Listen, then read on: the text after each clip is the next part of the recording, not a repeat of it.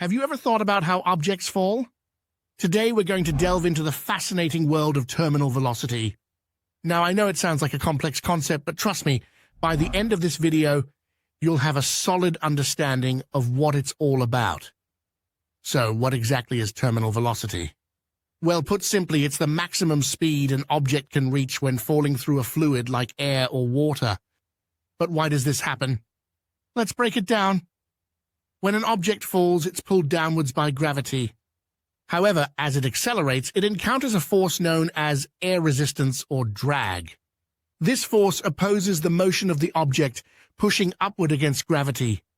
At first, the object accelerates due to the force of gravity being greater than air resistance. But here's where it gets interesting. As the object gains speed, air resistance increases.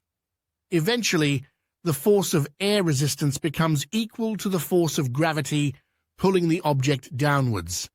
When these forces balance out, the object stops accelerating and settles into a constant speed. This speed is what we call terminal velocity. Now you might be wondering, does terminal velocity depend on the mass or size of the object? Surprisingly, no. Terminal velocity is actually dependent on two main factors: the mass and shape of the object and the density of the fluid it's falling through.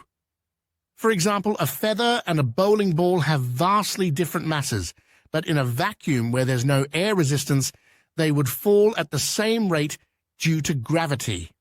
However, in the real world, with air resistance factored in, the feather reaches its terminal velocity much sooner than the bowling ball due to its larger surface area and the greater air resistance it encounters.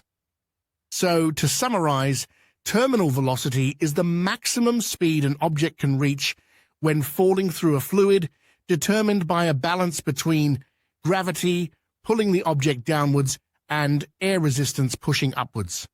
It's a fascinating concept that helps us understand how objects behave in motion. And there you have it. I hope this video has shed some light on the concept of terminal velocity. Remember, if you have any questions, don't hesitate to ask. Happy revising!